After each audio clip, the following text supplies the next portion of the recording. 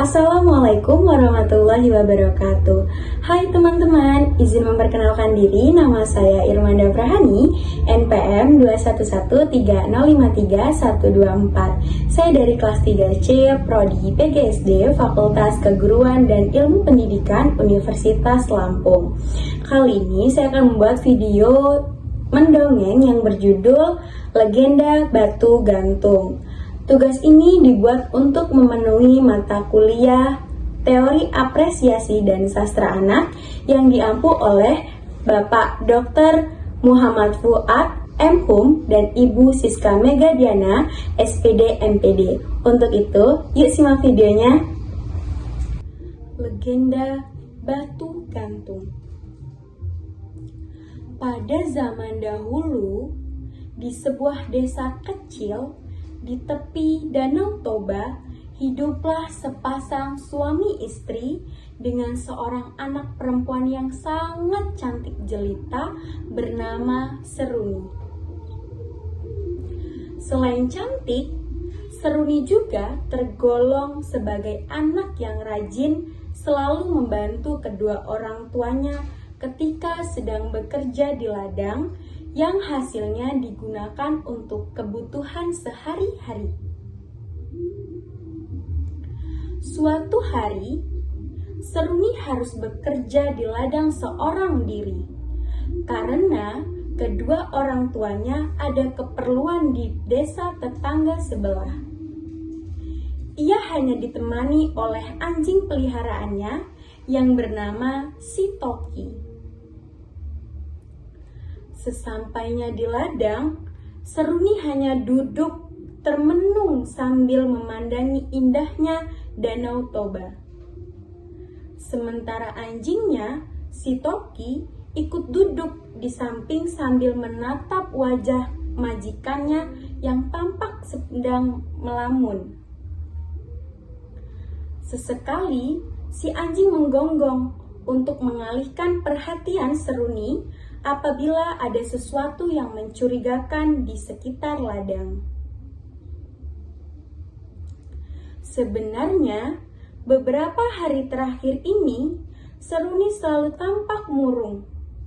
Hal ini disebabkan karena sang ayah akan menjodohkannya dengan seorang pemuda yang masih tergolong sepupunya sendiri. Padahal, ia telah menjalin hubungan dengan pujaan hatinya di desa dan telah berjanji akan membina rumah tangga. Keadaan ini membuat bingung. Ia tidak tahu harus berbuat apa dan mulai berputus asa. Di satu sisi, ia tak ingin mengecewakan kedua orang tuanya.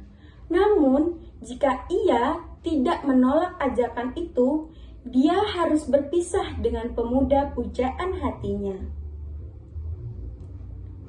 Setelah merenung beberapa saat dan tanpa menghasilkan apa-apa, Seruni beranjak bangkit dari tempat ia duduk. Dengan berderai air mata, ia berjalan perlahan untuk ke arah Danau Toba. Rupanya, ia sangat berputus asa dan ingin mengakhiri hidupnya dengan menceburkan diri ke Danau Toba. Sementara si Toki yang juga ikut mengikuti majikannya, ia tidak tahu apa yang sedang berkecambuk di dalam benak Seruni. Saat sedang berjalan di tepi Danau Toba, tiba-tiba Seruni terperosok ke dalam sebuah lubang batu yang di dasar lubang itu sangat gelap, membuat gadis itu takut dan berteriak minta tolong kepada anjing kesayangannya. Namun, karena si Toki ini adalah binatang, maka ia tidak bisa berbuat apa-apa, kecuali terus menggonggong di sekitar mulut lubang batu tersebut. Akhirnya, gadis itu semakin putus asa dan berkata dalam hati, lebih baik aku mati saja. Setelah beberapa kata tersebut, entah mengapa dinding-dinding lubang tersebut mulai merapat. Parapat, rapatlah batu, seruni,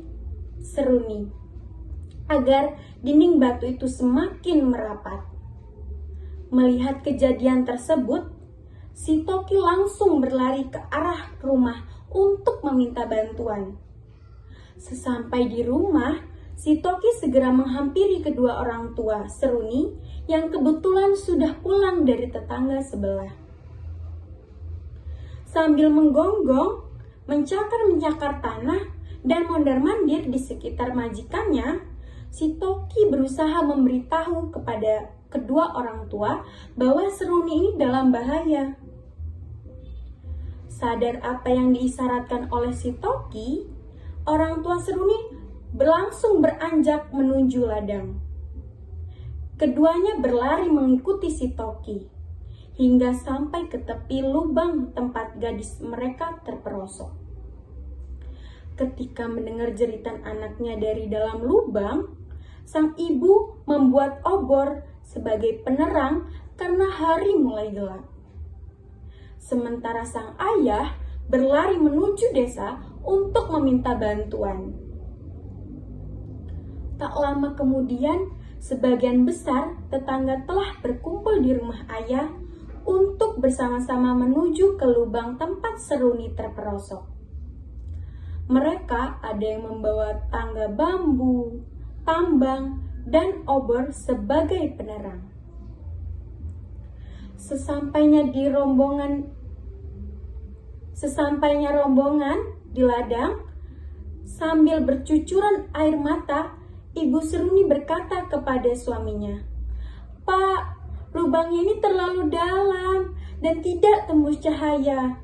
Saya hanya mendengar sayup-sayup suara anak kita yang berkata, 'Parapat batu.'" Tanpa menjawab pertanyaan istrinya, ayah Seruni segera melongok ke dalam lubang dan berteriak, "Seruni! Seruni!" Beberapa kali mereka berteriak, namun tidak dapat jawaban dari Seruni. Hanya suara Seruni yang terdengar, sayup-sayup yang menyuruh batu di sekelilingnya untuk merampat dan menghimpitnya.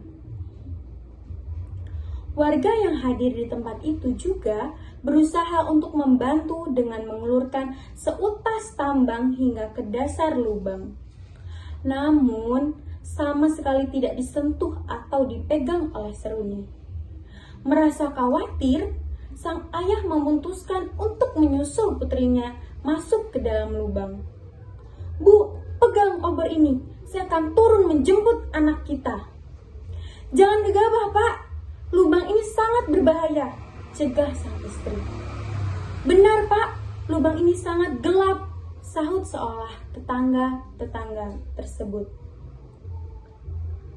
Setelah ayah Seruni mengurungkan niatnya, tiba-tiba terdengar suara gemuruh dan bumi pun berguncang dahsyat yang membuat lubang secara perlahan merapat dan tertutup dengan sendirinya. Seruni yang berada di dalam lubang akhirnya terhimpit dan tidak dapat diselamatkan. Beberapa hari setelah gempa berhenti, di atas lubang yang telah tertutup muncullah sebuah batu besar yang menyerupai tubuh Seruni, seolah-olah menggantung pada dinding di tebing. Orang-orang yang melihat kejadian itu mempercayai bahwa batu itu adalah jelmaan dari Seruni dan kemudian menamainya sebagai batu gantung. Dan karena ucapan Seruni yang terakhir didengar oleh warga hanyalah "parapat, parapat, dan parapat", maka daerah di sekitar batu gantung kemudian diberi nama Parapat. Kini Parapat tersebut menjelma menjadi salah satu kota wisata Sumatera Utara. Itulah tadi video mendongeng yang dapat saya sampaikan. Saya akhiri, wassalamualaikum warahmatullahi wabarakatuh.